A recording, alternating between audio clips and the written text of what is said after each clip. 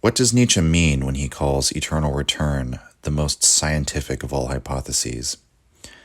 It's a statement that appears in an unpublished note, which is somewhat infamous among scholars now. It's statements like that from Nietzsche that sometimes irritate us or sometimes tempt us to see madness, not just in his eventual breakdown, but perhaps in his work itself. And at best, one could simply say that Nietzsche's scientific understanding is that of a man of the 19th century. He didn't have access to all the information that we have now. That being said, Georg Simmel has argued rather convincingly that a finite amount of mass and energy need not recombine itself into the same states, given an infinite number of repetitions. Whatever eternal return might be, whether it's a thought experiment or Nietzsche's serious assertion about the nature of reality, or a poetic notion springing from his intuition, it's not something that he derived from mathematical proofs or by experiment. Nietzsche says himself that the idea struck him 6,000 feet above man and time while hiking in the Alps. And so when he eventually writes that it is the most scientific of all hypotheses, it's a surprising remark and one in which it seems like Nietzsche is going a little too far. I want to treat this statement as a serious one, though, and offer an alternative perspective on what I think Nietzsche might have meant when he said this about the eternal return. And it has to do with Nietzsche's approach to the philosophy of science, which he derives from Lange, among others. And it's heavily influenced by his work on the Pre-Platonic philosophers. The Pre-Platonics didn't make this distinction between philosophy and science and saw their project as nothing short of explaining the entirety of the world, right? Which means not only gathering data to understand how physical processes work, but extrapolating from all that available information in order to arrive at principles by which the whole or the one could be understood. And so this included principles like attraction and repulsion, or solidity and liquidity, heat and cold, or even justice and injustice, harmony and strife.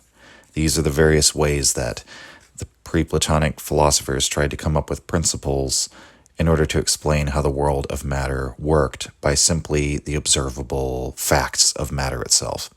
And it's out of that approach to understanding the world that we get these first theories of atomism from Democritus and Leucippus, and figures like Epicurus built upon the work of past thinkers in order to put forward a model of how it is that with the existence of matter and a small handful of physical laws, in Democritus's case, I believe it was just 2 laws, the entire world as it appears to us today can be accounted for. And while this process happens in fits and starts, this process of explaining the material world, with figures arising who end up appealing to the supernatural or stray into metaphysical dead ends, as Nietzsche saw it, the long-term result is the development of a materialist philosophy, the viewpoint that the physical world can be explained simply by the behavior of the physical world, and that the world is not contingent on some other universe or higher being for its existence. So what does this have to do with calling eternal return the most scientific of all hypotheses? Well, I think Nietzsche is thinking in those same terms, and that a consequence of this hard-boiled materialist approach is that one eventually has to dispense with interpretations of humankind which depend on things like free will or the soul or morality as woven into the fabric of reality itself. The Pre-Platonics experimented with such ideas, and many others have asserted them since. Actually, people assert these more than ever. But the direction in which a naturalistic philosophy proceeds is always, almost by definition, away from the supernatural, since the supernatural makes claims which are baseless or unsubstantiated in some way. So over time, the development of the thought of the Pre-Platonics, they eventually abandon superstition and mysticism and tradition altogether. Figures like Democritus, he takes on the task of explaining the world without recourse to gods or myths, and the culmination of this project is Socrates. He is who Nietzsche would consider like this archetypal figure of philosophy, the mystagogue of science, because he completes the task of representing the world in terms of universal concepts with recourse to no unsubstantiated ideas at all. That's what Socrates does. He attacks all unsubstantiated ideas. He's solely guided by reason and sees reason governing all things. The principle we've often used to help formulate Nietzsche's perspective on the phenomenal world is the will to power. But here I think it'll be more helpful to formulate it in terms of eternal return. What I mean to put forward here is that the eternal return is in some sense implied by the will to power if we take it in its full implications, and that the eternal return is therefore one way we could describe his understanding of the pattern or the structure of the phenomenal world. And I think this framing may be helpful when it comes to the topic of this episode, because I think Nietzsche's view of politics, culture, and history is worth reconsidering in light of his assertion of eternal return as the most scientific hypothesis. Nietzsche makes this remark about the scientific basis of the eternal return, I think, because eternal return is demanded by a worldview that completely abandons the supernatural or superstitious. Assertions like the soul or free will, which introduce that element of randomness that sort of scrambles up the equation. Those prejudices lead us to conceive of the world as fundamentally unpredictable and endlessly, chaotic in some way.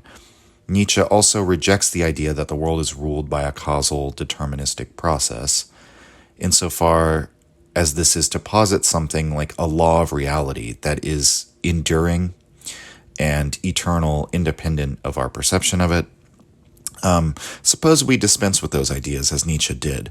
What could we take for the truth, starting from this position of abolishing the true world and only affirming the phenomenal world? Again, I'm kind of taking us back to the topic of the very first episode because it's so easy to grasp in one sense, but I think it's very difficult to maybe grasp the full implications of it. If our world is only the phenomenal, then our existence takes place within a world which is all sensation and representation. That is, the sensory inputs we experience and the conceptual representations we form to comprehend them. Nietzsche says that taking nothing for a given other than this, we would conceive of the entire world as will force. Everything acts according to will and its commands. You experience a sensation, say pleasure, at a certain stimulus. As a life form, you pursue that stimulus. That is the command of your will, we might say. And that is why, quote-unquote, free will, to Nietzsche, is such a problematic idea. It infers this doer behind the deed that has the choice of whether or not to follow the commands of their will, which Nietzsche thinks is a false idea that we don't see in nature anywhere. The only place we think we see it is in humanity. Just as you don't have a choice of whether to feel pleasure or pain, or to order up your temperament off of a menu, or to control the emotions you feel or don't feel, we would say in the Nietzschean sense, it would be a huge leap to say that we have a choice of how we act or don't act. It's only because of this magical idea that we introduce that idea of arbitrariness of the human will, which adds this degree of an X factor, this undefinable thing, right? We attempt to make this universe more than will to power, is another way to put it, because Nietzsche would argue we can't tolerate that idea. It's too painful to regard the world as simply will to power. Even this impulse, by the way, to use the abstract world to represent the physical world in such a way that it's not only will to power, even that is explained out of the will to power and thus sort of predicted by that principle. The behavior of creating this abstract hinterland is predicted by the principle of will to power itself. And so if we may be so bold as to construe will to power as this explanatory predictive principle, if we continue to take it through to its logical conclusions, where we eventually arrive is at the understanding that eternal return is demanded by such a universe. If people, animals, groups, even inanimate objects can always be counted on to behave a certain way when certain conditions are met, then we would expect that certain patterns of behavior would repeat again and again. Certain organisms or types of organisms would repeat again and again. And therefore, that eternal return is not a fate ordained by a god or demon, as Nietzsche puts it in his famous aphorism. That's the wrong way to think about it when we apply it to history or apply it to the physical world, rather than when we're using it as some sort of challenge to ourselves to explain, or evaluate our own lives, I should say. But rather, it's the consequence of a world of matter acting solely according to the properties of said matter, producing these negative feedback loops that then create the same circumstances over and over again. And contrary to Simmel's attempt to disprove this by, appealing to the mathematics of whether a finite universe full of particles would actually reassemble into the same forms, that's not really precisely what Nietzsche is asserting. In fact, it's not even clear to me that he believes in a world of particles, strictly speaking. Now, in the ultimate sense, I do think Nietzsche wants us to consider our own lives being lived again and again as a test of our love of life and our love of the world. But I think eternal return does not end there as this sort of challenge to ourselves. It is the very description of how the phenomenal world behaves in what Nietzsche would say is the most scientific of worldviews, because it's like the opposite of a chaotic or Discordian universe, but it also doesn't fall into the category of a universe guided by a goal within or a teleological aim that the universe is serving.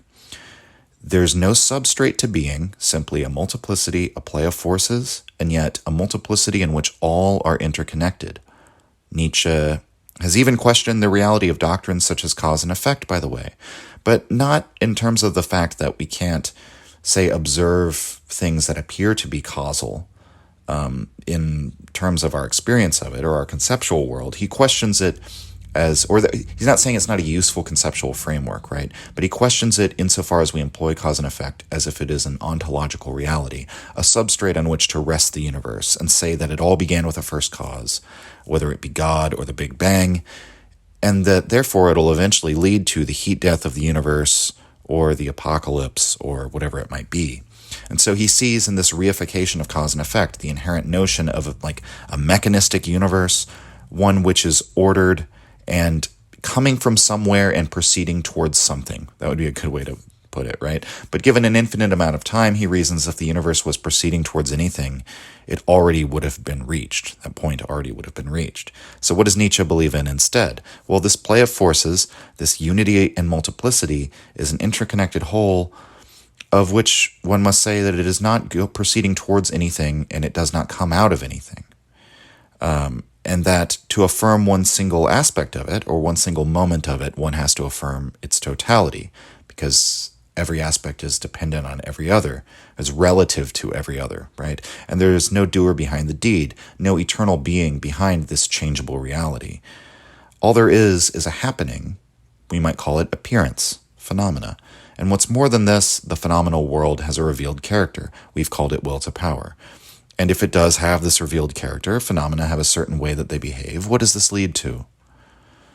We might think of Peter Turchin when he was studying beetle populations and perceived these ecological laws that describe the patterns of how populations of insects swell and then decline.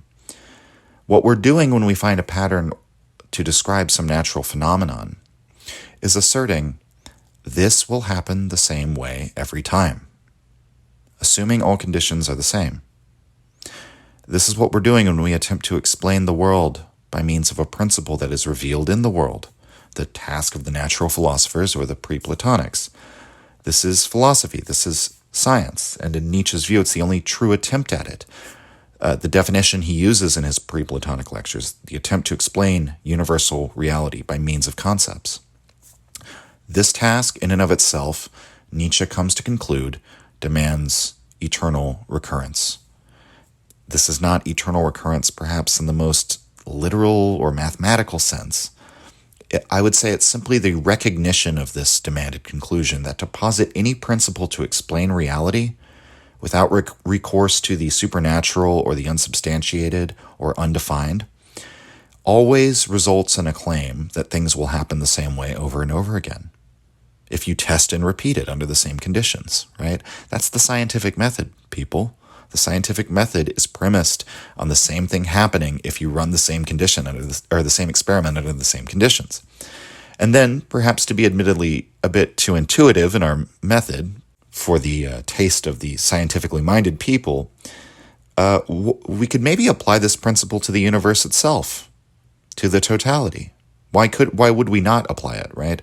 That if every process or pattern within the whole repeats the same way, if the same conditions are met, why would the conditions that gave rise to our universe only occur once and never occur again? If everything we see in reality follows this pattern of repetition of the same patterns, right? Why would the totality itself not partake of this repetition? And so the question is not if the same combinations of atoms are going to reassemble at some future point in time in the same universe or anything silly like that. It's not, as Simmel asserts, simply that Nietzsche thinks that with a finite amount of time that all matter would take the same forms and replay the same events. Nietzsche is not basing his argument on that, in my opinion, even if he did maybe explore that explanation as a possibility at one time. What Nietzsche is doing is simply speaking of life and of history as a process. And even though the processes of life are so complex and multifaceted that we may never be able to fully understand them all in concert, if we do remove magic from the equation, we get a situation in which repetition of the same events is the rule. And this is the rule for every force within this multiplicity. And so it stands to reason that it's the rule for even the multiplicity itself, the unity of the multiplicity. I hesitate to even use the term rule here because it suggests something imposed from outside, but I don't know if we have the language to describe what we're talking about outside of terms like process, pattern, or dynamic. And so this season, we've spent a great deal of time studying Nietzsche's political ideas and the people who influenced him, and trying to understand how he could entertain notions so foreign as to be alienating to many of us. And in doing so, many of you have probably thought a great deal about your own politics and whether you agree or disagree with Nietzsche's opinions on various points or about his first principles. And I hope you've considered why you agree or disagree. That's really the most important part of this.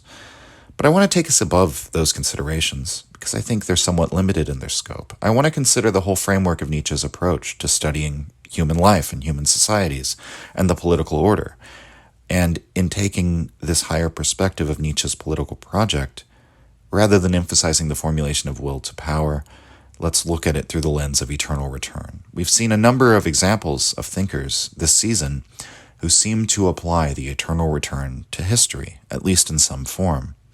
This idea of repetition as rule. They offer numerous explanations for why this happened. The structural demographic theory of Turchin, Ibn Khaldun's Muqaddimah, which sees the cycles of empire as something ordained by God, Mikkel's assertion of oligarchy as eternally recurrent because of the sociological realities of political power. But what they all have in common is that these thinkers didn't structure their version of eternal return, if I can be permitted to call it that, in the form of like archetypes or some sort of like abstract description of the process. The repetition is always concrete and it's embodied. History, therefore, is not just a series of things that happened or one damn thing after another, but this story of this eternal repetition. And in an embodied, particular, concrete form. One could even argue that perhaps the best way to perceive Nietzsche's eternal return in the form of a scientific hypothesis is in his view of the phenomenal world and in its history. This is the way that Nietzsche finds his use for history. He uses it to distill incredibly powerful insights about humanity, about the social order, and about something deeper, which it might be difficult to find a word for, but in the broad sense, we might call it morality or culture, the shared consciousness of the group established upon the shared valuations of the group. That there is a story within history that we can perceive about the origins of culture, the development of culture, and the decadence of culture. And in this story, we see that same repetition, and that the will to power, it issues predictable commands that produce the same results, given the same conditions. As an example of this, which is relevant to this episode, Nietzsche thinks that parallel to the Greek pre-Platonic philosophers, a number of scientists and natural philosophers beginning in the early days of the European Enlightenment proceeded down a very similar course of worldviews, arriving at a materialist approach to life in the same fashion and following the same pattern. In other words, this very movement in science and philosophy, that of materialism, is itself something which has occurred before in ancient Greece, which was, in Nietzsche's day, reaching its culmination in European society, and that this pattern will recur again later in the future. that this journey of knowledge, we might say, that begins by attempts to explain natural processes by means of appealing to nature itself, eventually concludes with the abolition of the supernatural, what we might call the death of God, and eventually this always leads to nihilism and a crisis of values. This is, roughly speaking, what Nietzsche calls the problem of science.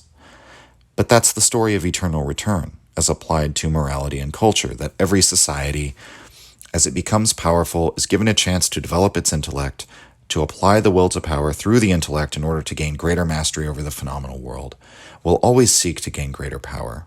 And that's the true task of science, the will to truth being merely a rather unconvincing mask upon the fundamental motive of will to power.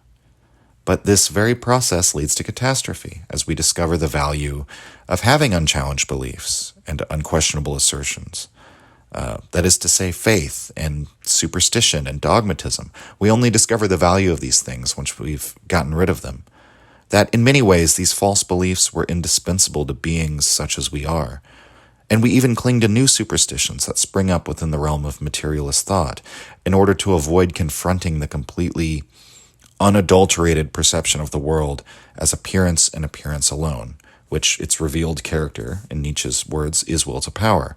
But the scientific process and its correspondent tendency in philosophy and in culture can't be stopped because these driving powers are just too strong.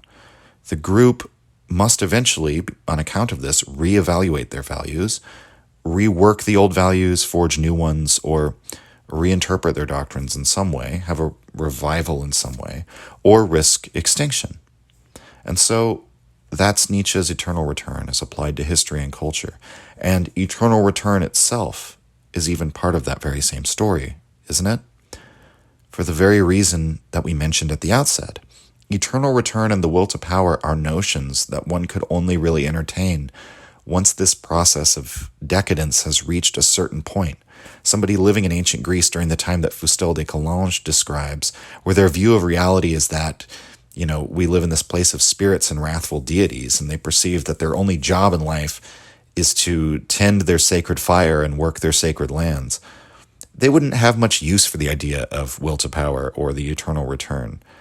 These ideas are powerful for us because, as Nietzsche predicted, these ideas are useful to us in confronting this crisis of values that he perceived coming. Nietzsche thought he was an early coming person, or an early comer to the philosophical scene who could see where this process was driving and the kind of doctrines or notions or ideas we might need in order to initiate this revaluation of values. And so, corresponding with this parallel development in science that Nietzsche sees in the European mind as well as the ancient Greek mind, there's this development in culture and morality, that there's a developmental process that is hardly noticed by the individuals living out their individual lives. It's only perceptible on the scale of generations and centuries. And that's what Nietzsche sees in retrospect in the History of Europe. And he writes extensively about this process as it plays out in a section of Will to Power entitled The History of European Nihilism. Remember that nihilism is the inevitable end of this process, and this is the history of European culture that got us to this place. I will point out, as I always do when we cover a section of Will to Power, that it is not Nietzsche's planned magnum opus. It was assembled after his death into a work meant to resemble something with a coherent structure, but this was based on the interpretations of other people after Nietzsche was not there to guide the process. So we should regard it just as a collection of notes. But it's still very useful because it's sort of a reference book. The individual chapters, far from being intended by Nietzsche as, coherent chapters, they could just be seen as simply the collections of his unpublished notes arranged according to a given topic. And so this section, The History of European Nihilism, it's all of Nietzsche's notes on this process as it played out in European history. It's his remarks on many of the thinkers that we've mentioned throughout the season, Rousseau, Kant, as well as from some other seasons like Schopenhauer and La Rochefoucauld. More than that, Nietzsche grasps towards something like a narrative about the European morality from the 16th century up to the 19th, and he even makes predictions about the 20th. And he begins from this time, the 16th century, because he sees it as the beginning of the civilization or the culture that he's living in. It's the true start of the Europe that Nietzsche lives in as he sees it. That following the Renaissance and the Enlightenment, you have almost a different kind of culture or society than the darkness and religious zealotry of the days of the Middle Ages. And so what he sees at the start of it is a strong, confident aristocracy, which has transcended the slave morality of the Christian religion. This is found in the Italian Renaissance and the popes and cardinals who ruled like mafia dons and had affairs and waged wars, and they kept the spiritual revelations of the Bible only for those who could read Latin and have access to those texts. And of course, what follows from these conditions is a revolution, not necessarily in a physical sense, but in a cultural sense, in the form of Martin Luther and the advent of Protestantism, the Protestant Reformation, right? And so what is signified by the Renaissance and the Reformation, and then the scientific Enlightenment, and then the romantic response to the Enlightenment. Nietzsche sees in all of these things the play of forces within, will to power, and he sees it as something that has occurred before and will occur again.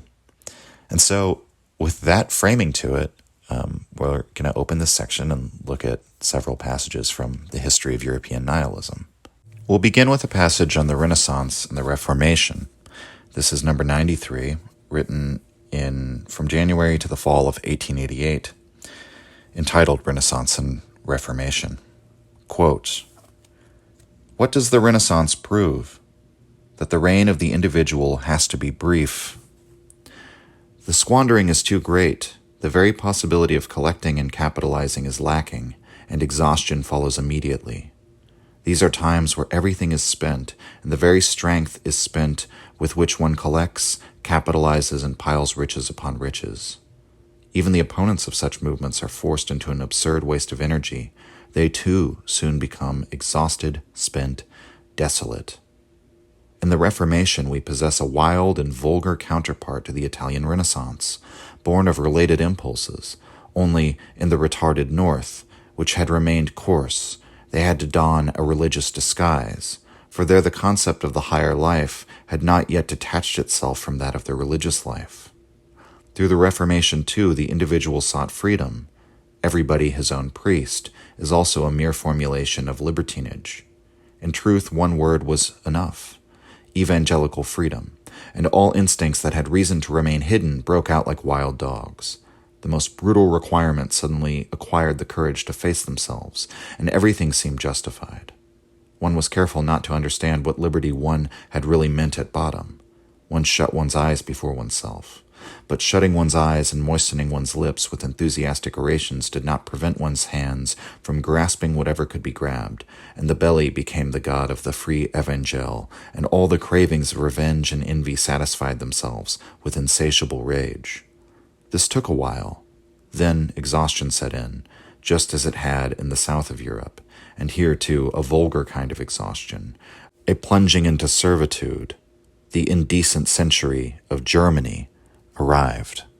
End quote. So Martin Luther is one of those people that for Nietzsche transcends being merely a German event, having an impact only in the German culture, but impacting all of Europe. And he writes in the previous note included here in 92 that he says, quote, "Regarding German culture, I've always had the feeling of a decline, that there is something distinctly German about the Reformation that Martin Luther brings to bear upon Christianity. Martin Luther is this religious reformer who challenges the authority of the Catholic Church and makes every man his own priest, as Nietzsche says. But what this does is unlocks all these different competing, rather unsavory impulses that are able to express themselves in the various interpretations of Christianity that arise because every man is now his own priest. And he says, this allows envy and hatred to come and manifest themselves. We might think of Calvin burning Dr. Servetus, or we might think of various sects that arose in the wake of the Lutheran, smashing open of the possibilities for Christianity, where sects arose who believed in sharing all, sexual partners in common, all property in common within their community, like the Anabaptists, or at least a specific sect of the Anabaptists. And so Christianity, it's another sort of Nietzschean insight that he's speaking in Beyond Good and Evil of philosophy, but it completely applies here, that our interpretation of our holy book, right, of Scripture is going to actually reflect our own impulses and temperament and all of this unconscious stuff within us. And that this is a sign of decline or dissolution.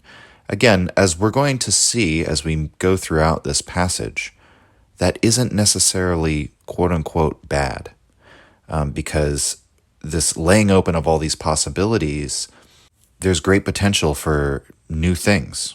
And so that's not entirely a negative. But this is why Nietzsche calls the Protestant Reformation wild and vulgar and, indulgent of all these impulses, because it basically released the realm of religion from being controlled by a sort of aristocracy, a spiritual aristocracy, into the hands of the people, whereupon all of the, everything possible, that every impulse that drives human beings, whether moral or immoral, is allowed to sort of take its play in the realm of the spiritual world. And this has dire effects. You get things like, the Calvinists burning people, or the Protestants and Catholics going into open warfare with one another. And again, that's chaotic and it's violent and it's the dissolution of society, right? When you see France in the 16th century just descend into this horrific sectarian violence, that's a horrible destructive process. But again, remember what Nietzsche says about war. He thinks it's also a creative process. And again, we'll get into that more as we look at further passages. But so Martin Luther has this effect. It's like the Germans conquering Rome once again, right, is what we could say. That's why he's a latecomer. That's why the Germans are always sort of bringing on this decline. And that's what happens with the Italian Renaissance and the Reformation, that we had a period where life sat on the throne in the form of the papacy. And then Martin Luther regrounds the European morality. His task is to reground it in this otherworldism and in piety and servitude and obedience to God, and directly, being obedient to God rather than establishing this hierarchy of a priesthood on earth. So with that preamble, I want to look at a further development in the history of European nihilism. This is in 95. It's a note from spring to fall of 1887, but it's called The Three Centuries, and it deals with Nietzsche's sort of assessment of the cultural progression of the 17th, 18th, and 19th centuries. So he says, quote, "The three centuries, their different sensibilities are best expressed thus: aristocratism, Descartes, rule of reason, testimony of the sovereignty of the will; feminism, Rousseau, rule of feeling, testimony of the sovereignty of the senses, mendacious; animalism, Schopenhauer, rule of craving, testimony of the sovereignty of animality, more honest but gloomy. The 17th century is aristocratic, imposes order, looks down haughtily upon the animalic, is severe against the heart, not cozy, without sentiment, un-German, averse to what is burlesque and what is natural, inclined to generalizations and sovereign, confronted with the past. For it believes in itself, much beast of prey au fond, much ascetic habit to remain master, the century of strong will, also of strong passion. The 18th century is dominated by woman, given to enthusiasm, full of esprit, shallow but with a spirit in the service of what is desirable, of the heart, libertine in the enjoyment of what is most spiritual, and undermines all authorities, intoxicated, cheerful, humane, false before itself, much canaille à fond, sociable.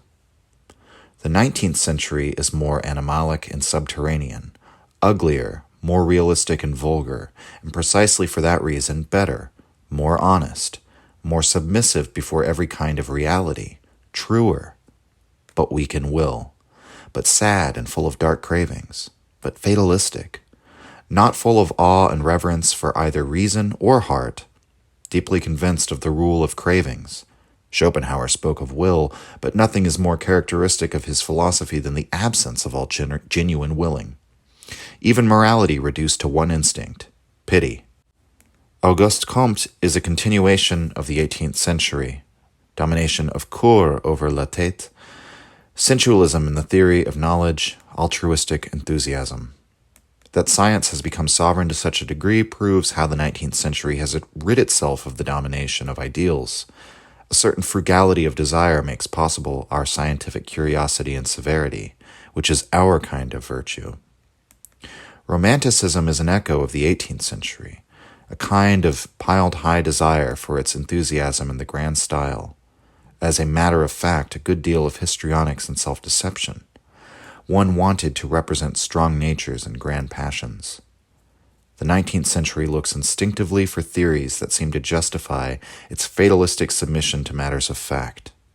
Already Hegel's success against sentimentality and romantic idealism was due to his fatalistic way of thinking, to his faith in the greater reason on the side of the victorious, to his justification of the actual state in the place of mankind. For Schopenhauer, we are something stupid, and at best even something that cancels itself. Success of determinism, of the genealogical derivation of obligations that had formerly been considered absolute, the doctrine of milieu and adaptation, the reduction of will to reflexes, the denial of the will as an efficient cause. Finally, a real rechristening. One sees so little will that the word becomes free to designate something else.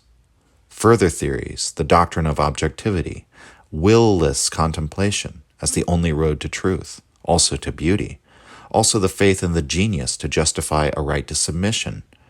Mechanism, the calculable rigidity of the mechanical process, the alleged naturalism, elimination of the choosing, judging, interpreting subject as a principle.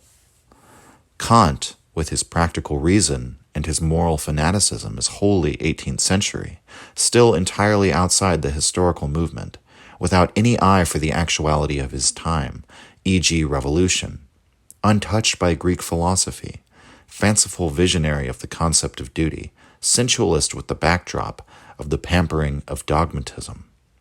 The movement back to Kant in our century is a movement back to the 18th century. One wants to regain a right to the old ideals and the old enthusiasm. For that reason, an epistemology that sets boundaries, which means that it permits one to posit as one may see fit, a beyond of reason. Hegel's way of thinking is not far different from Goethe's. One needs only listen to Goethe about Spinoza. Will to deify the universe and life in order to find repose and happiness in contemplation and in getting to the bottom of things.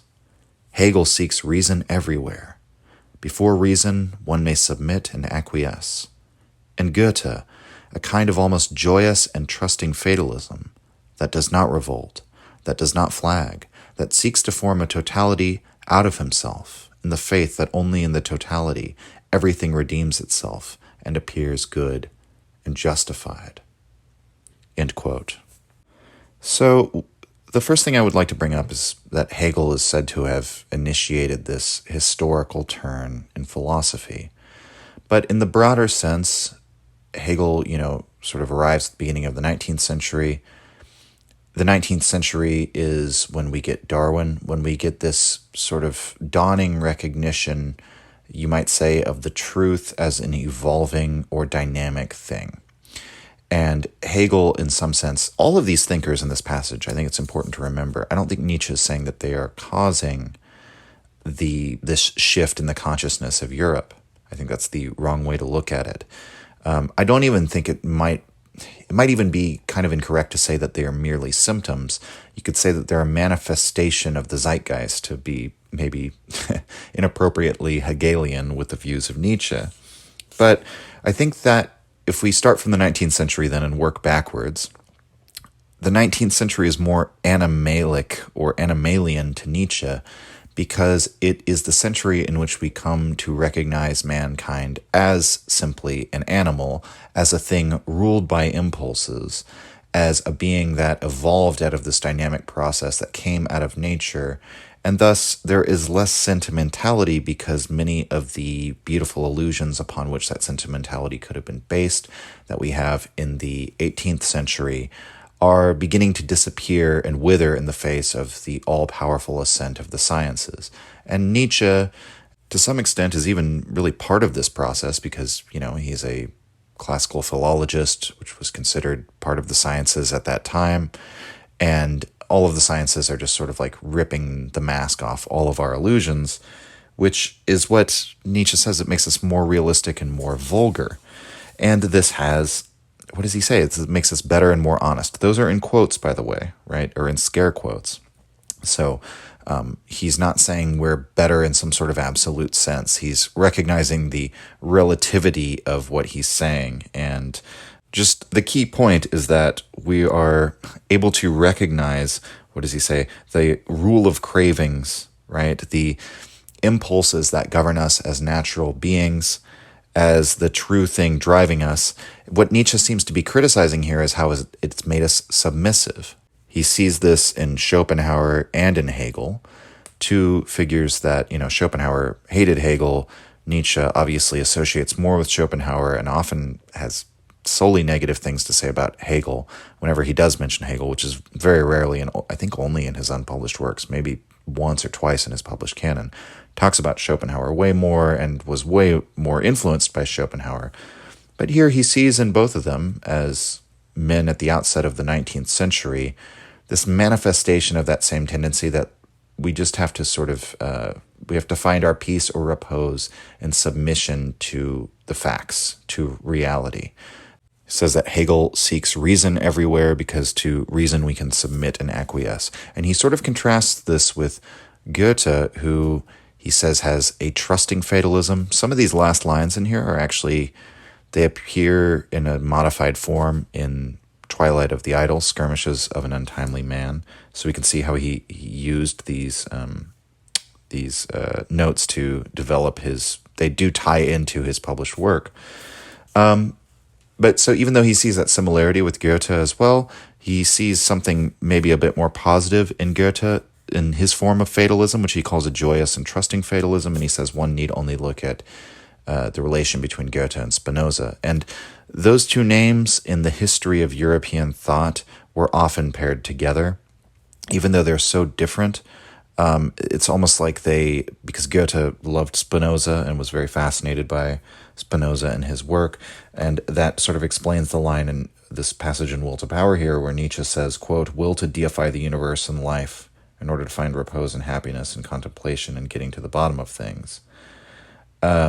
So that's what Goethe sort of sees in Spinoza, because Spinoza sees, in a way, he's like a pantheistic sort of character who sees the will of God or the love of God in, the movement of all things in the universe. And so in his shorter summaries of what each of these sentences are like, that's why he sort of defines the 19th century by appeal to Schopenhauer and says it's more honest, but it's gloomy, and it's the sovereignty of animality. It's the recognition of the sovereignty of our animal impulses over reason or the heart. And this is more honest, which, and it gives rise to all these possibilities for the development of science and the development of our knowledge. But it creates this sort of resignation, the resignationism of Schopenhauer, right? Which, Nietzsche would always see as a sort of a danger. But in a way, again, as we framed the beginning of this episode, it's sort of an inevitable development in the history of a culture or a civilization. And so then to go backwards, he uses the term feminism, which is quite funny, or that's how Kaufman translates it. It has actually nothing to do with the ideology of feminism. It's just he's using it to mean the 18th century is a more feminine century because it's the century of the heart and of the feelings and of sentimentality. And he sees Kant, strangely enough, as sort of a very sentimental person, as who's very emblematic of the 18th century, just as Rousseau is. That he sees a sensuality in Kant's desire to reify duty and obligation. Very interesting comments about Kant there. And interestingly enough, the figure he uses to encapsulate the 17th century is Descartes. And he's supposed to sort of stand for aristocratism, and the rule of reason and testimony of the sovereignty of the will. And why is that? Well, because Descartes begins from the position of establishing what he can know for himself to an absolute certainty. And so it's like the beginnings of continental philosophy, because it's a turning inward and it's a trusting in one's own knowledge and one's own perspective and position in order to determine what's true, which is sort of the aristocratic bearing of the creator and self-legislator, right? But this is also the beginning of the Enlightenment project, the beginning of this long project of questioning, of breaking down these old admittedly false but useful illusions and orthodoxies, in the same way that Martin Luther smashed everything open with his Protestant Reformation. That also begins, arguably, with Descartes. And so it's very interesting. It's like the rule of reason, and what does he say? Also, like an ascetic, habit in order to remain master, right, of one's own impulses, and therefore despising the animal. That even at the beginning of the Enlightenment, the scientific Enlightenment, where the Enlightenment thinkers like Descartes stand united with the religious figures of like the Renaissance who came before them, and the overall like religious mindset. And as I've argued in my episode on Descartes, where I see, the Cartesian project as really a continuation of European religiosity and the underlying superstitions of Christianity rather than a break from it. It's just the transition of those same notions from the spiritual sphere into this philosophical sphere. But Descartes, the continuity of the religious and the philosophical project in the 17th century that Descartes represents is this conviction that I am an ego consciousness, I am a soul, I have a mind, I am therefore different from all of these inanimate objects or these animals, and the willingness to use ascetic habit to remain master over one's own impulses or passions. And Nietzsche says that, tellingly, this is very un-German. So this is the, the almost Romanesque sort of aristocratic bearing that Nietzsche thinks the Germans have always sort of been the cultural opposites of. So, Nietzsche continues these observations in the following notes that they included in this section in 96, where he says, quote, "Period of the Enlightenment, followed by the period of sentimentality. To what extent Schopenhauer belongs to sentimentality, Hegel to spirituality." End quote. And then, I think that's fairly self-explanatory given everything we've talked about. And then 97, we'll look at this note in greater detail because it's sort of a continuation of the same insights. Nietzsche writes, quote, "The 17th century suffers of man as a sum of contradictions, la masse des contradictions that we are. It seeks to discover, order, excavate man, while the 18th century seeks to forget what is known of man's nature in order to assimilate him to its utopia. Superficial, tender, humane, enthusiastic about man. The 17th century seeks to erase the tracks of the individual to make the work look as similar to life as possible. The 18th uses the work in an attempt to arouse interest in its author. The 17th century seeks in art, a piece of culture. The 18th uses art to make propaganda for reforms of a social and political nature. Utopia, the ideal man, the deification of nature, the vanity of posing, the subordination to propaganda for social goals, charlatanism, these are our gifts from the 18th century. The style of the 17th century, propre, exact and libre. The the strong individual, self-sufficient or zealously occupied before God, and this modern obtrusiveness of authors who all but leap out at you. These furnish some contrast. End quote. We'll end it there. So we see here the hints of Nietzsche's rage against Rousseau and his problem with the 18th century. So just in the way that he criticizes the 19th century for being honest but gloomy, for reducing man to the animal and completely wiping out all the illusions, it's like the 18th is this haphazard or misconstrued or ill-advised attempt to conjure these new illusions that are based on sentimentality and feeling, and which Nietzsche thinks are like will-o'-the-wisps. That it's the 18th century is an attempt to create these new life-giving illusions, but they're all based on a completely wrong-headed idea of what man and nature are. It ends up deifying both man and nature in the movements of like humanism and in sort of in the work of Rousseau, right? In treating mankind and nature as being something that they are not, in order to furnish the means of creating a social or political utopia. Nietzsche says these are gifts from the 18th century. And so we could see then a sort of parallel, again, with the Lutheran Revolution, of the idealistic attempt to steal fire from the gods, to take the spiritual legitimacy or the political or moral legitimacy away from the current aristocracy, but then to reshape society into some sort of utopia on earth. And the 19th century is sort of like the disappointment after the failure of that process, where we become, therefore, more realistic and more gloomy. And so we can see how almost, Nietzsche's comments on the relative merits of these centuries is almost like just a side point. But in his description of how this history of European nihilism proceeds, we can see the logic to it, and we can see how it does run parallel with events that played out in ancient Greece and ancient Rome. The following sections, there's actually multiple passages titled Against Rousseau.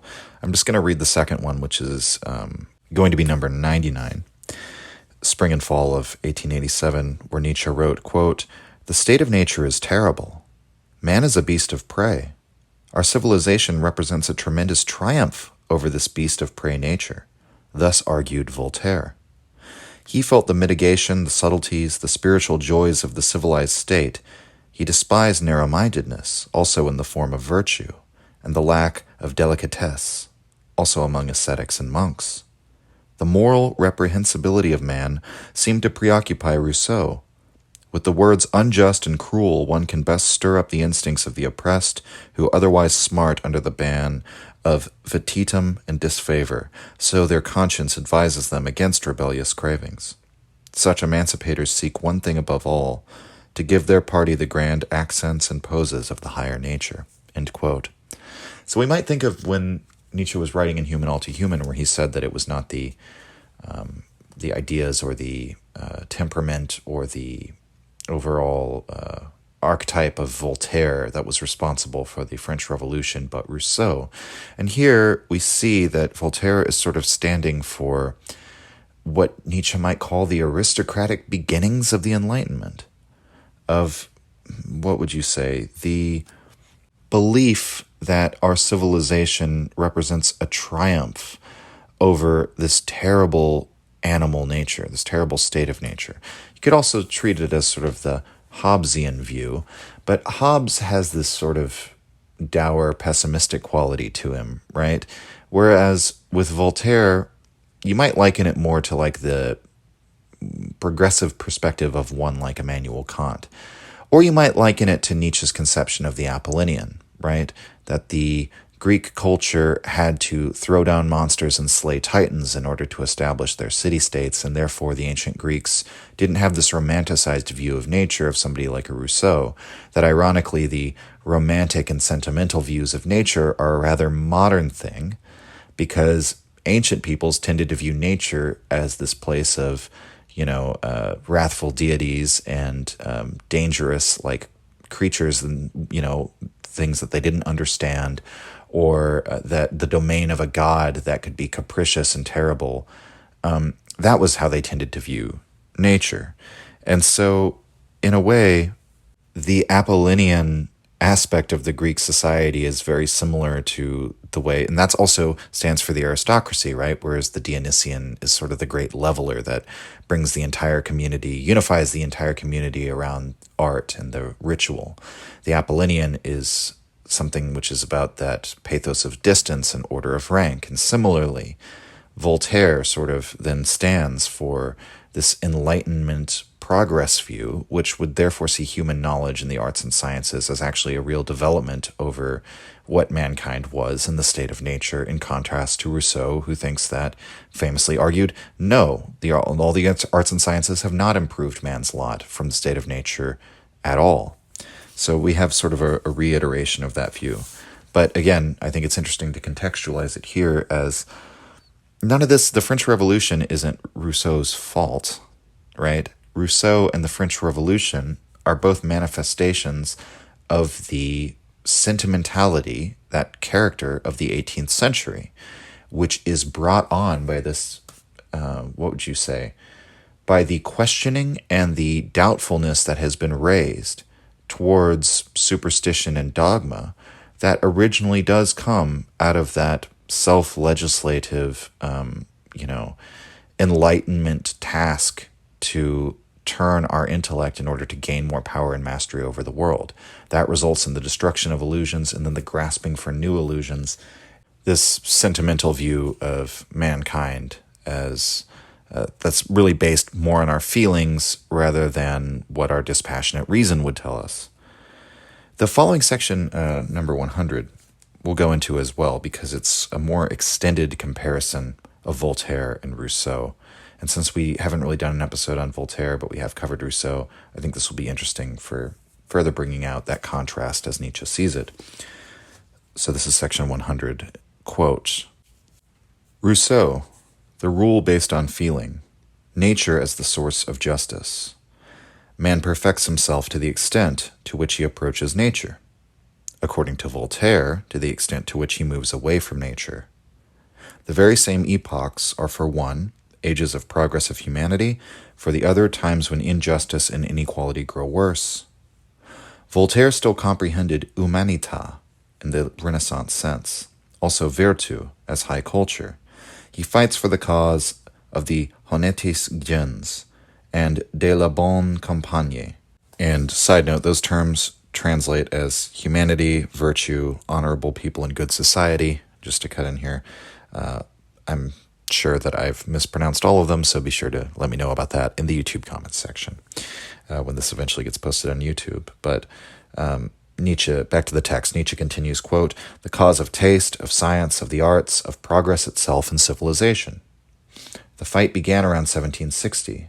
The citizen of Geneva and La Seigneur de Ferney, the squire of Ferney.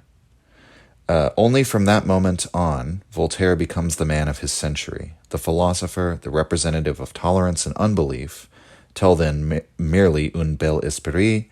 Envy and hatred of Rousseau's success impelled him forward to the heights.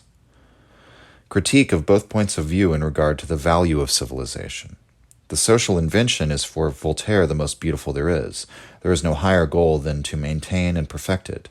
Precisely this is decency, to respect social conventions, virtue as obedience to certain necessary prejudices in favor of the preservation of society.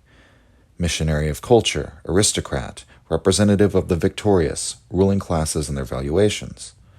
But Rousseau remained a plebeian, also as homme de lettres. That was unheard of, his impudent contempt of all that was not he himself. What was sick in Rousseau was admired and imitated most. Lord Byron related to him.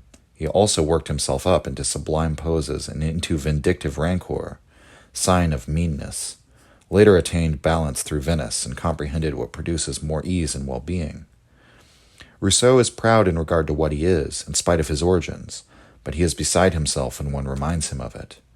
Rousseau, beyond a doubt, mentally disturbed. In Voltaire, an uncommon health and light touch. The rancor of the sick, the periods of his insanity, also those of his contempt of man and his mistrust. The defense of Providence by Rousseau, against the pessimism of Voltaire. He needed God in order to be able to cast a curse upon society and civilization. Everything had to be good in itself because God had created it. Only man had corrupted men. The good man as the natural man was pure fantasy, but with the dogma of God's authorship it seemed probable and well-founded. Romanticism à la Rousseau. Passion, the sovereign right of passion. Naturalness, the fascination of madness. The absurd vanity of the weak man. The rancor of the mob as judge. End quote. So what we have in that contrast, I think, makes it very clear many of the things that I was trying to elucidate as we continued, that Voltaire is the man, he's still carrying off the energy of the 17th century, whereas Rousseau is like almost just like the avatar of the 18th century for Nietzsche. And again, Nietzsche's opinions on where he stands on the relative value or admirability of these two figures or these two types is very, very clear. But what I think is most relevant for our purposes is just considering how Rousseau and Voltaire are themselves phenomena that Nietzsche seems to think are like demanded by the underlying health or vitality of them as figures. That they both simply are what they are. They are, I don't want to call them products of their time, but like expressions of their time. And they are part of this process that we are watching play out, which is leading to the development of this nihilism. And that, in some sense, it's like the will searching, to speak in the most abstract metaphysical terms, it's like the will searching and investing itself in these different forms of approach to life as a sort of a means of experiment. And as we continue with looking at these passages, we'll find that Nietzsche really does consider what he would call periods of decline as periods of great experiment and great possibility, and that's like the redeeming quality of them in his view. So we'll move on. Let's look at the next section in 101 because it contains a lot of interesting commentary on Kant and how he fits into all of this. So this is 101, quote, Kant makes the epistemological skepticism of the English possible for Germans. 1. By enlisting for it the sympathy of the moral and religious needs of the Germans, just as the later philosophers of the Academy used skepticism for the same reason, as a preparation for Platonism, and as Pascal used even moralistic skepticism in order to excite the need for faith, to justify it. 2. By scholastically involuting and curlicuing it, and thus making it acceptable for the German taste regarding scientific form. For Locke and Hume in themselves were too bright, too clear, judged according to German value instincts, too superficial. End quote. I'm going to break in here. Like, this is Nietzsche literally just saying, like, Kant had to make everything opaque and as difficult as possible and Byzantine as possible because the Germans simply would not accept it otherwise. Locke is too clear with his language, right? And Hume is too clear with his language. So, continuing with the passage, quote, Kant, inferior in his psychology and knowledge of human nature, way off when it comes to great historical values, French Revolution, a moral fanatic a la Rousseau, a subterranean Christianity in his values, a dogmatist through and through, but ponderously sick of this inclination to such an extent that he wished to tyrannize it, but also weary right away of skepticism, not yet touched by the slightest breath of cosmopolitan taste and beauty of antiquity, a delayer and mediator, nothing original, just as Leibniz mediated and built a bridge between mechanism and spiritualism, as Goethe did between the taste of the 18th century and that of the historical sense, which is essentially a taste for the exotic, as German music did between French and Italian music, as Charlemagne did between Imperium Romanum and nationalism. Delayers par excellence, end quote. And so this calls to mind what Nietzsche said about the Germans. They're always arriving late. It's always a decline. And here he calls them delayers and mediators. it's very interesting idea. It's like the Germans, because what Nietzsche thinks is driving this process of history forward, or of culture, is tension and conflict, right? So tension and conflict between the master and slave morality might be one way of looking at it, or tension and conflict between the Apollonian and Dionysian drove forward the Greek world of art. Or he might say tension and conflict between the 17th and 18th centuries. But in Germany, you always have this idea to delay the conflict by mediating the tension, by unbending the bow. And so, in a way, there is something admirable about this. I mean, he admires Goethe, even though he includes him here. Goethe is still a German, so he still expresses the same tendency. He's a bridge between the taste of the 18th century, and he says that of the historical sense. Really, I think that's like the 19th century. So typically people say Goethe is sort of the bridge between classicism and romanticism. And so you could say, treating the romanticism of the previous century with the more historical turn that occurs in the century that Goethe lives into, the 19th. You know, he dies in like 1820 something.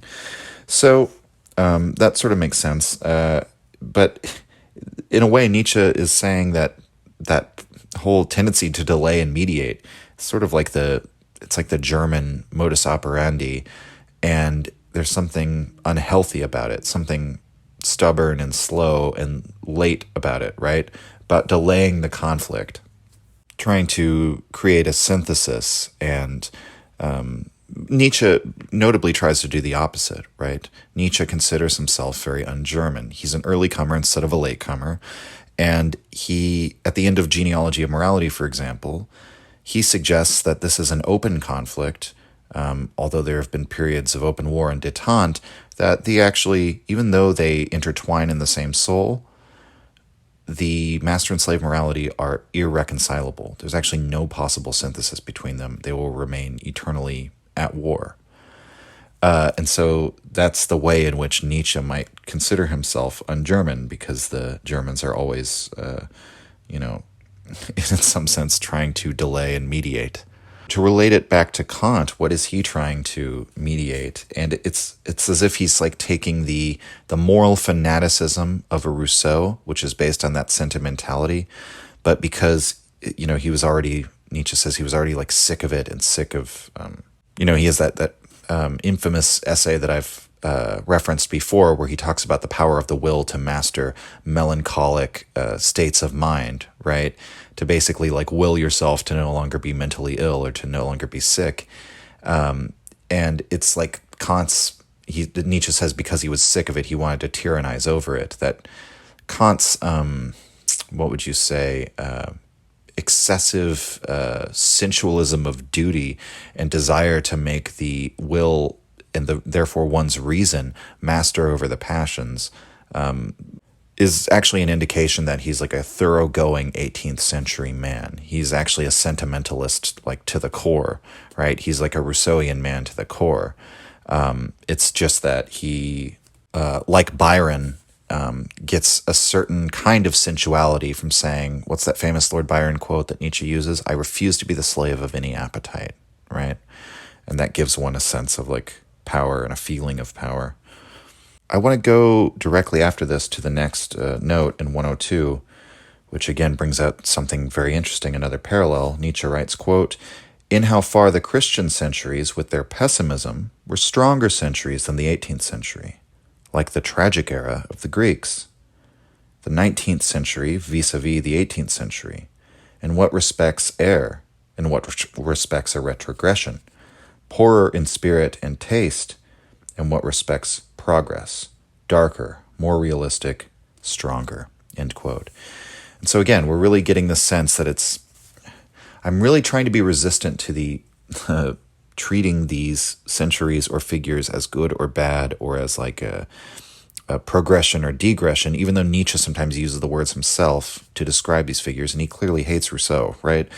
But there's always this awareness of like constant trade-off and of like necessity in everything.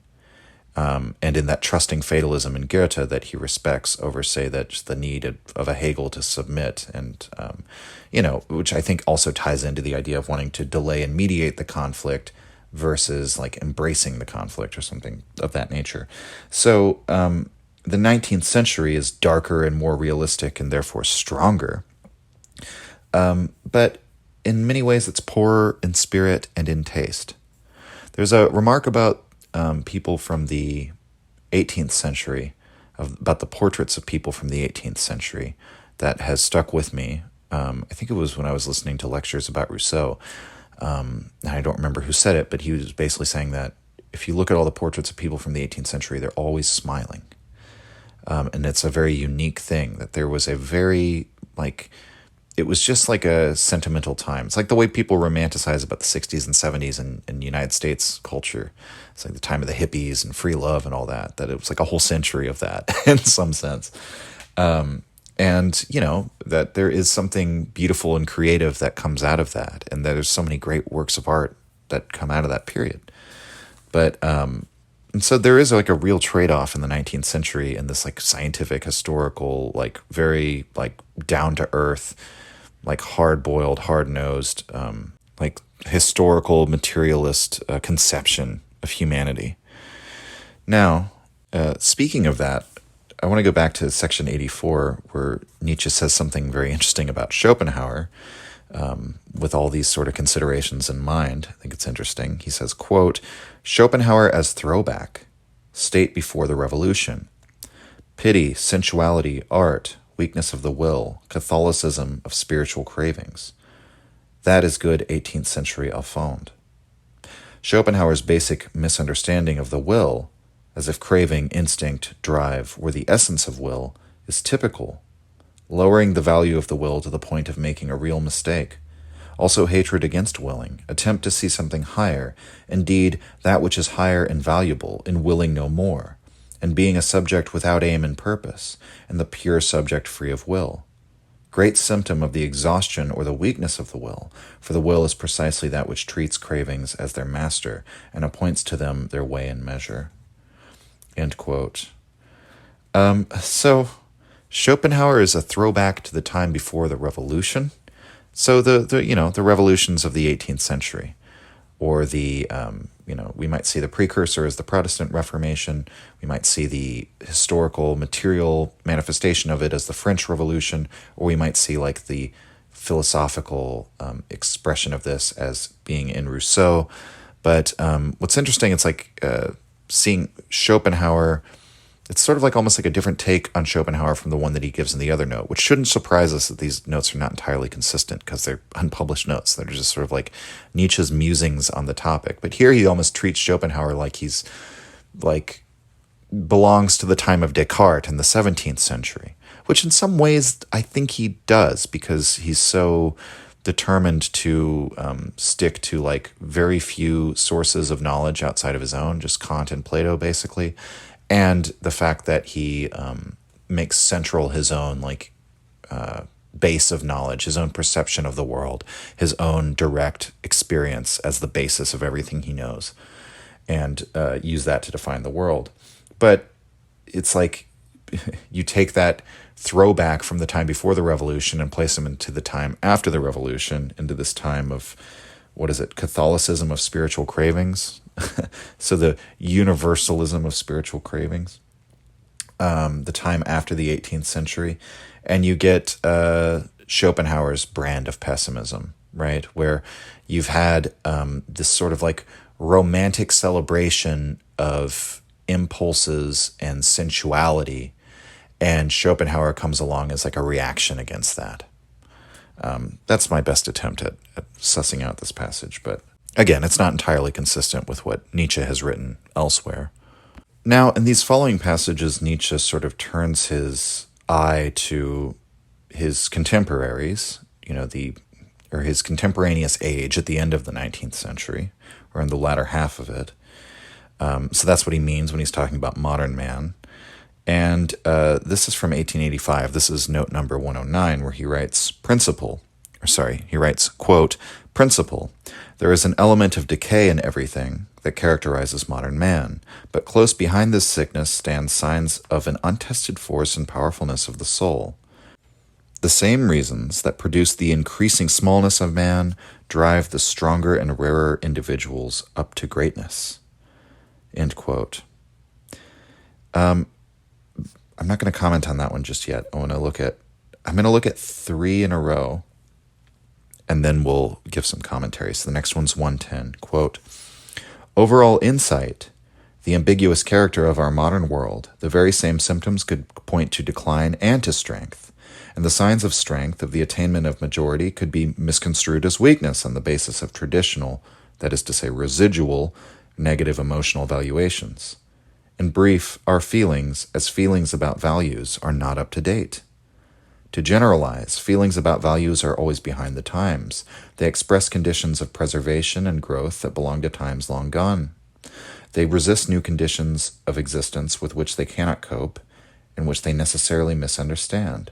Thus they inhibit and arouse suspicion against what is new." End quote.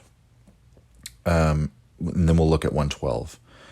This is, quote, "Overall insight. Actually, every major growth is accompanied by a tremendous crumbling and passing away. Suffering, the symptoms of decline, belong in the times of tremendous advances. Every fruitful and powerful movement of humanity also created at a time of a nihilistic movement. It could be the sign of a crucial and most essential growth of the transition to new conditions of existence that the most extreme form of pessimism, genuine nihilism, would come into the world. This I have comprehended." End quote. Okay, so those 3 passages taken together. Again, it's like Will to Power is a collection of notes on the same topic, so it would make sense. It's like they all sort of build on each other really nicely, but in some ways he's just sort of giving different formulations of the same basic idea. But it's something that I sort of prefaced the preliminary discussion of this episode, or of the section that we're talking about in this episode with, and that I've mentioned throughout. Decadence, degeneration, decline, or whatever you want to call it, it's not bad, right? I'm not saying it's good either, but just like get rid of these bifurcated opposite categories or essential categories for evaluating ages and people and historical events. What Nietzsche points out in that first passage is that there is a increasing smallness to the modern man, right? There's that urge, that impulse to want to simply submit to, give in to nihilism or pessimism or something of that nature, and in the wake of the questionability of all of our beautiful and life-giving illusions, and simply submit to the facts, to the reality, that animalian view of humankind that, well, we're just molecules in motion, or we're just animals driven by instinct. There is no underlying meaning to any of it. But, what we might call sort of like the last man approach to life. I'm just going to sort of then live in a way that generates the least conflict and allows me to live happily for as long as I possibly can. Sort of the advent of utilitarianism, we might say. But even this has an upside in the sense that Nietzsche talked about with a figure like Napoleon, where he's the only one with this commanding spirit who's around, and therefore he's got all this raw material to work with to reshape the state or the society and culture in which he lives. And so that is one manifestation of what in these other 2 passages in 110 and 112 Nietzsche calls here the ambiguous character of our modern world, that every major growth or advancement is met with this sort of trade-off. He says it's accompanied by a tremendous crumbling and passing away, and that symptoms of decline belong in times of significant advancement.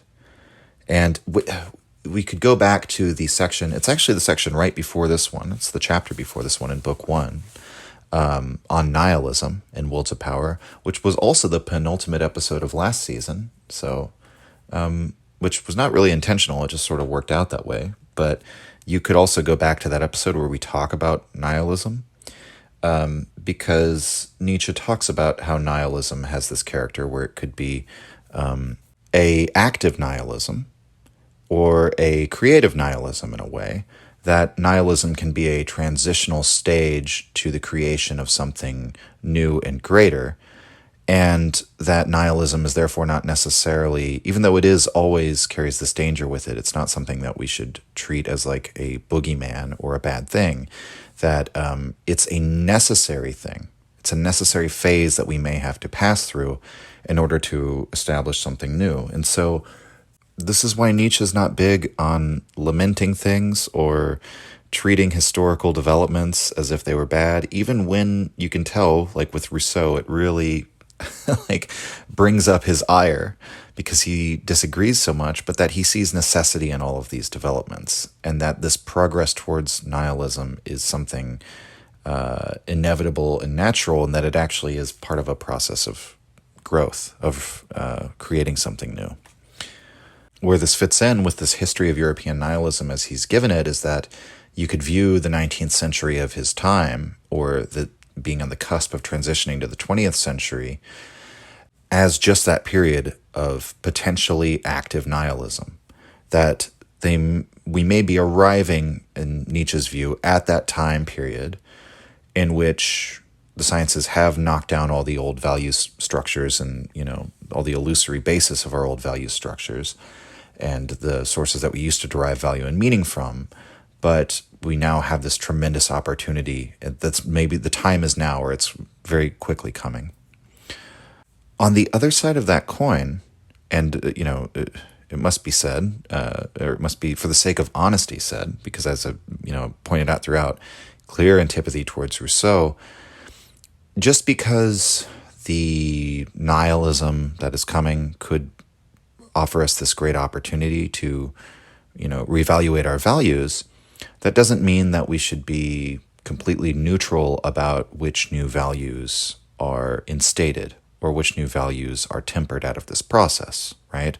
So that is why, even though he's able to sort of accept all of these things as, part of a necessary process for society and culture to go through, Nietzsche does have values that he wishes would be reinstated at the end of this process of active nihilism.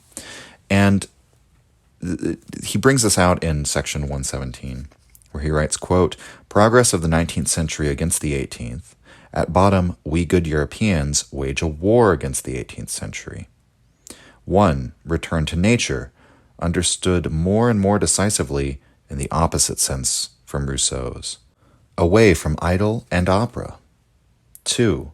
More and more decisively anti-idealistic, more concrete, more fearless, industrious, moderate, suspicious against sudden changes, anti-revolutionary. 3.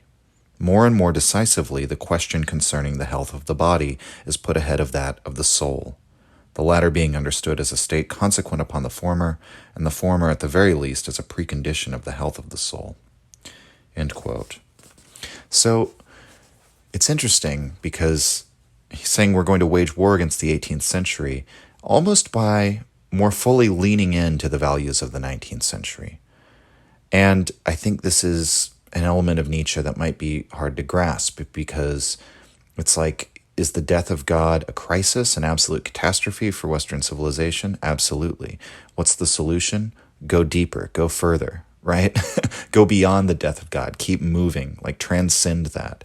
And so it's like we're going to be even more fearless and anti-idealistic and more willing to accept the animalian nature of mankind, and to do away with the concepts of the soul entirely and just conceive of ourselves as embodied beings, as natural beings in that sense.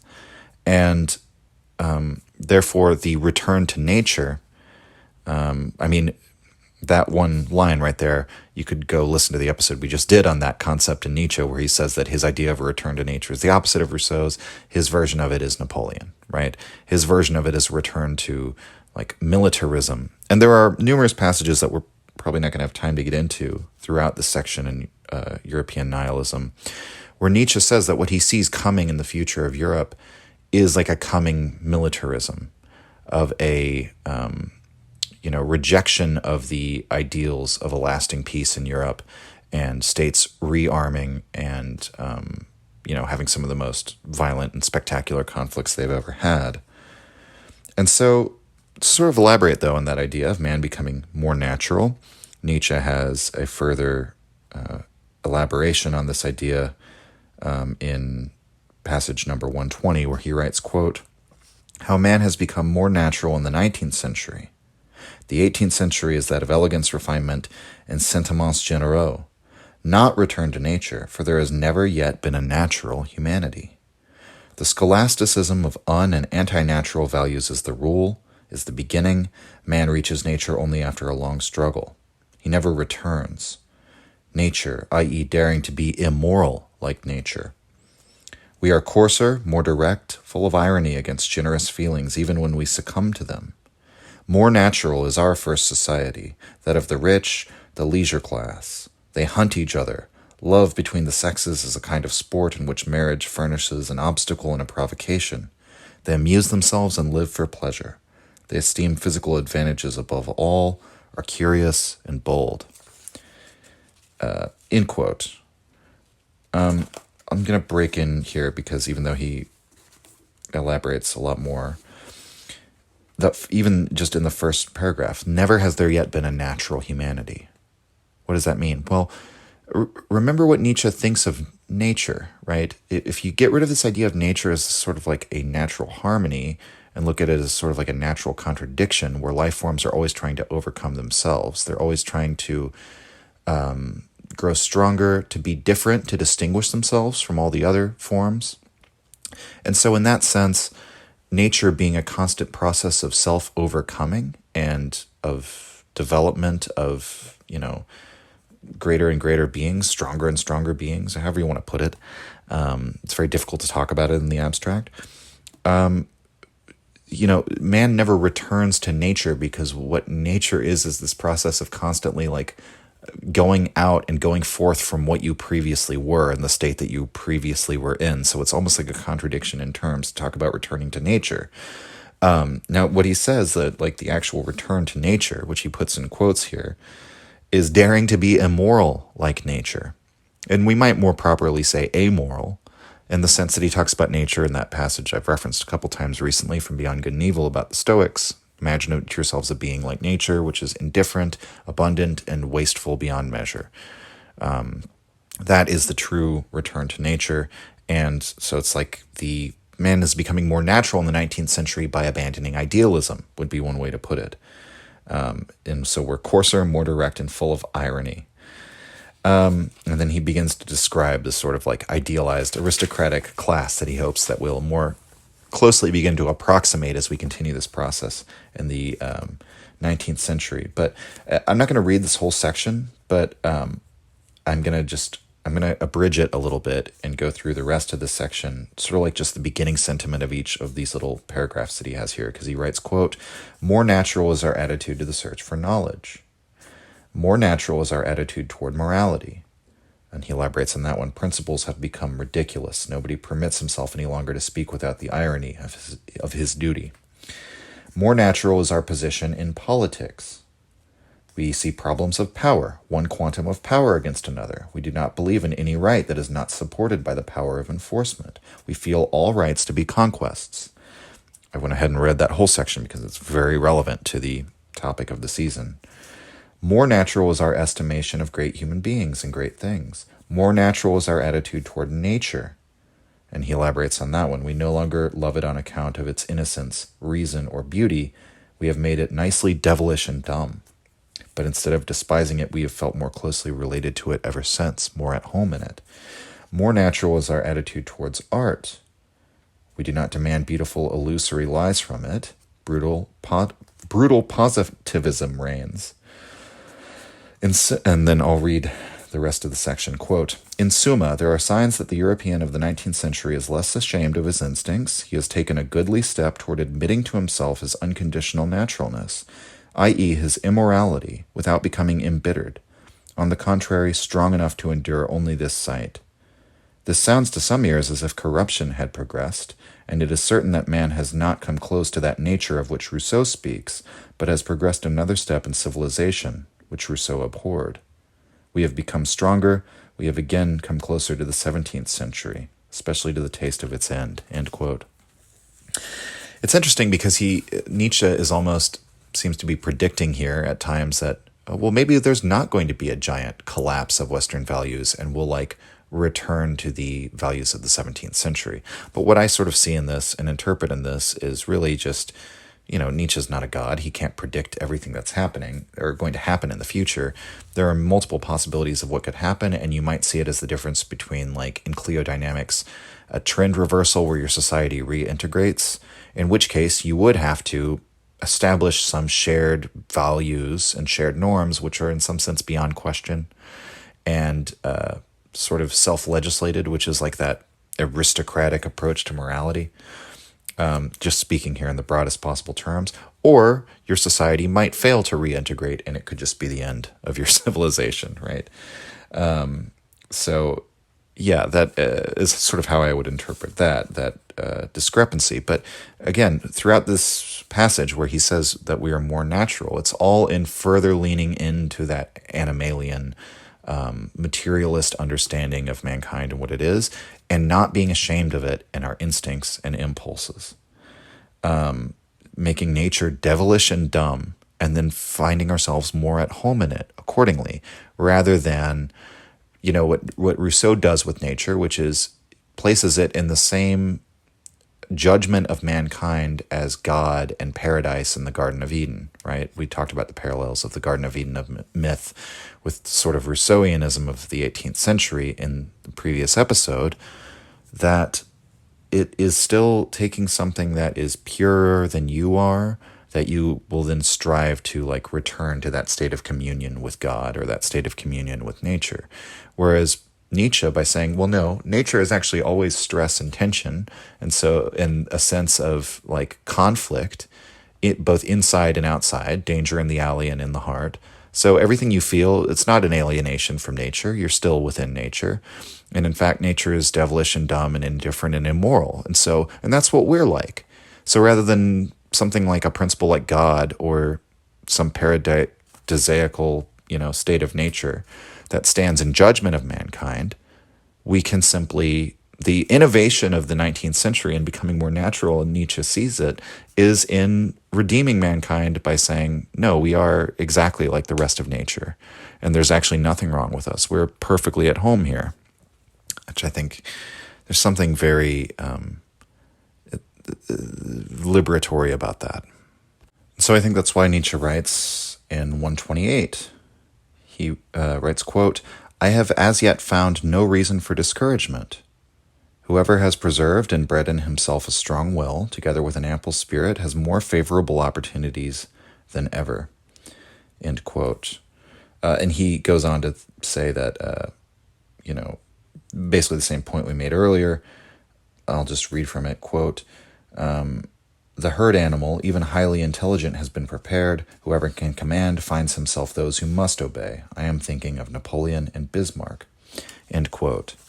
He also says a couple sections later in 131, quote, "Innumerable individuals of a higher type now perish, but whoever gets away is strong as the devil, similar to the situation at the time of the Renaissance." End quote.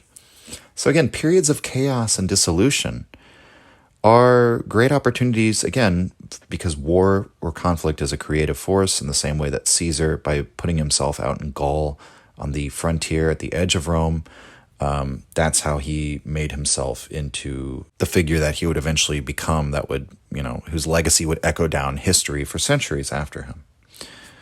And so Nietzsche's hope is for more progress towards that naturalism. As he writes in 124, quote, "To give men back the courage to their natural drives." End quote. That is, in some sense, even though Nietzsche at times seems to see that project as playing out as the culmination of the ends of the 19th century, in a lot of ways I just see that as Nietzsche's project. But it's his hope for what will happen.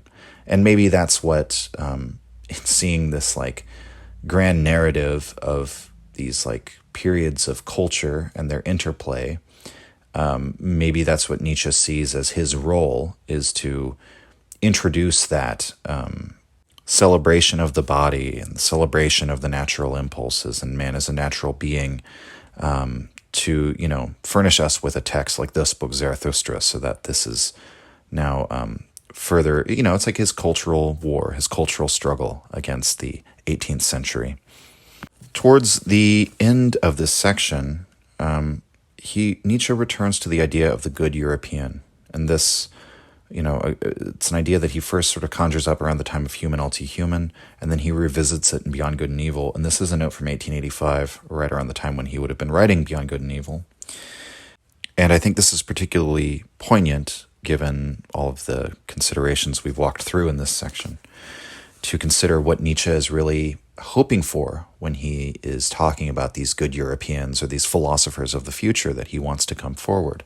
So this is 132, quote, "Good Europeans that we are, what distinguishes us above the men of the fatherlands? First, we are atheists and immoralists, but for the present we support the religions and moralities of the herd instinct, for these prepare a type of man that must one day fall into our hands, that must desire our hands. We are beyond good and evil, but we demand that herd morality should be held sacred unconditionally.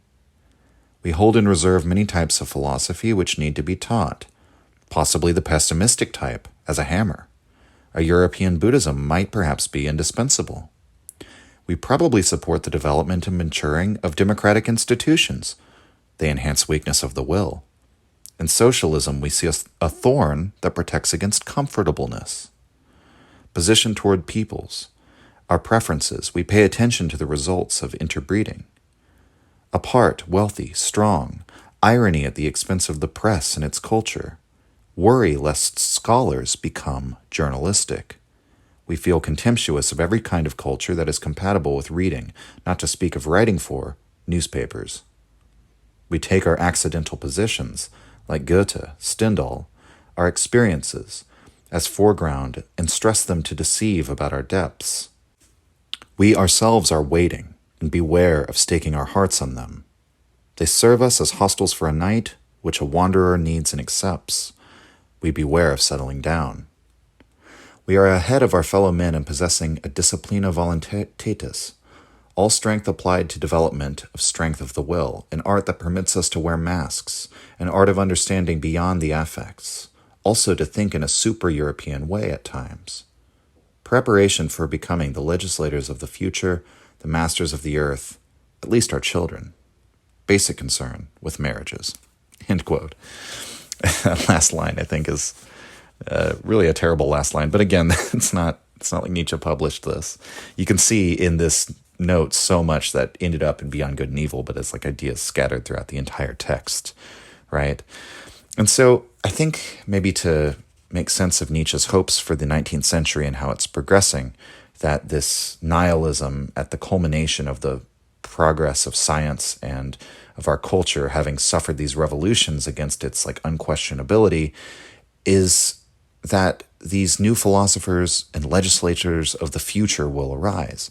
But it's not going to be, I think it's hard to argue in the context of Nietzsche's broader philosophy that this is going to be like a new era, where this defines like how everyone is. This is going to be a few extraordinary people that he's hoping for.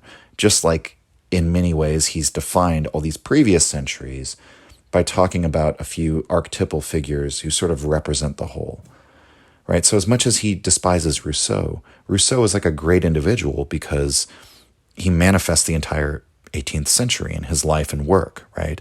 And Nietzsche like sort of treats with all of these like ideas or these eras or phases in this cultural development. He treats with all of them by talking as if they're embodied in these individuals. And in a way, I think he sees in the future, the coming 20th century, these philosophers of the future, that's what he hopes for, is this new good European. But just like with these past eras, there might be maybe one or two or three of them, right, who will be the great figures that will echo down through the ages and define the entire century. And how does he define the 20th century, or what prediction does he make? Well, we mentioned that he's talked in other places about yearning for a coming militarism, but he says in 133, quote, "The 20th century Since I do not by any means share the unwarlike views of my friend Galliani, I am not afraid of predicting a few things and thus possibly of conjuring up the cause of wars. And what he means, end quote, what he means by that is that Galliani had said that foresight is the cause of Europe's present wars. If one would take pain to foresee nothing, the whole world would be tranquil, and I do not believe that one would be worse off for not waging war. So Nietzsche says, I don't share those unwarlike views of Abbe Galliani, and he is glad to possibly be the cause of new wars in the 20th century merely by being the one to predict them.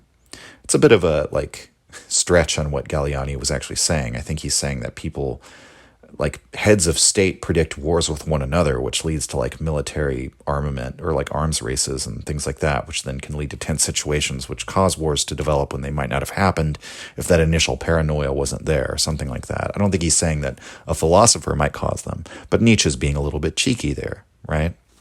So that's what he predicts for the 20th century. This time of the new philosophers of the future and these great wars, he says at the end of that passage, a tremendous stock-taking after the most terrible earthquake and new questions. Nietzsche says in the final aphorism that's included in this section that this is the time of great noon, the most terrible clearing up, and a great point of departure. And so a lot of these sentiments should be very familiar to us by now. But it's that typical Nietzschean two-sidedness of seeing the opportunity for creativity at the end of the period of destruction. And so even though the title of this episode and the subject matter may have led you to think that it would all be doom and gloom, again, that's the sort of the liberating power of seeing history as a cycle, right? Is that Nietzsche's perceiving that at the end of the cycle, all things are possible. It's the total explosion of artistic and scientific and intellectual and spiritual productivity. And this is the time when values get reevaluated and new extraordinary people come up into the world. And so, to conclude, I want to just think about this by looking at the sort of analysis, the moral analysis that he gives in Genealogy of Morality. The master and slave morality, right? The slave revolt in morality, as Nietzsche discusses it in the Genealogy of Morality, far from being some distant event that we merely experience the after effects of, is something that, in his view, is still playing out within all of us, and it's something that actually is simply a manifestation of the same thing that always happens within this world that is governed by this will to power pattern, right? The same thing that played out in the world of antiquity was destined to happen in the course of Enlightenment European civilization. And arguably, we're still dealing with the culmination of this process right now. It's not clear to me that it's actually finished and that we've moved out of this phase of nihilism. And in some sense, this makes man a tragic animal, right? That's the nature of Nietzsche's tragic worldview when applied to history. You never win. The values that you hold will never be instated for all time because values are not eternally enduring nor instated by reason, but rather they flow from who and what we are, and they reflect where we are in the process of the will to power working itself out in the social and political sphere. And this conflict, this back and forth between various perspectives, various manifestations of power within the world will always continue, and the victors are always overthrown.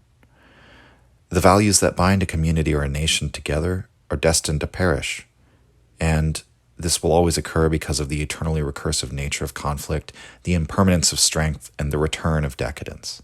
But if we take anything from this understanding of Nietzsche's view of history, specifically European history, again, I just want to hammer home on the notion that decadence is not bad. It's not a bad thing for Nietzsche. Yes, it's dangerous. Yes, it marks the end of the lifespan of your society in all likelihood. And yes, he has nothing but disdain for Rousseau, but it's also where great things happen and where the most chaotic conditions produce the strongest people. And it's only when destruction has cleared the path that something new can take root. And so this is Nietzsche's metaphysical comfort for us, right? I hesitate to say that, but it's a comfort not for the herd person or the last man. He's offering a comfort for the person set against the herd, the person who finds himself as absolutely individual and in contrast with a crowd of people, who is seemingly determined to emulate all those around them and not to be individual, he's offering a comfort for that person, for the person who feels himself to be, more natural than everyone else around him. That's perhaps another way of putting it. It's funny because Nietzsche, you notice throughout that passages we read, at times seems to think, oh, the 19th century is becoming even more civilized, or it's becoming even more natural, but that's because he's playing with those words, right? Remember, free yourself from the tyranny of words and look at what he's doing with the words. Look at how he's using them and in many ways trying to trick and manipulate us even. But it's for his, artistic purpose of offering this comfort, of saying this is simply the circle of life, that decadence, the apocalypse, it's always with us, but new growth is also always sprouting up. And it's only within that upheaval that we get the foundations of new great things. And it's a way of what would you say, turning our attention to that which is beautiful and meaningful within that eternal repetition of war and peace, of accepting the world being that way, being this eternal repetition of war and peace. But then Nietzsche's able to show us liberation within the phenomenal world itself.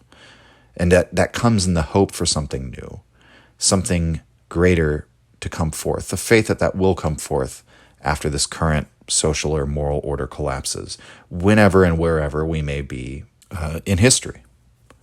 And so, the redemption is not political utopia, but it's the redemption within the great individuals that are created in that process, the great works of art and culture that are produced. That is Nietzsche's view of history, and in my view, it's the liberating thing about it. Nietzsche, from the very start of his career and until the very end, and whether he's speaking in the domain of the individual human life or at the scope of empires, he wishes to teach us to take joy in tragedy itself, to see the beauty in it and see beauty in all necessity and all things that must necessarily play out. And so politically, Nietzsche's opinions, I think, are of little consequence on, his opinions on the individual issues, so long as you understand this view of history and of mankind. It's actually a very Emersonian view. To put it into Emerson's language, that all of us, as the oversoul, manifest these same types, these same patterns, these same dramas again and again and again. And therefore there's no cause to mourn for the downfall of what one loves, nor to fear for the future, because it will all happen again. Though, of course, mourn we will, because we're human, and that's what we are. But the tragedy will go on for all time. That's all for this week, everyone. We're going to have the last episode of the season, final episode of the season next week. So tune in. I think it's going to be a good one. Signing off. If you enjoyed the Nietzsche podcast or found it helpful, you can visit us and support the show at patreon.com/untimely-reflections. The link is in the description. Or just share the show with any of your friends that you think might enjoy it or on social media. Thank you for your support.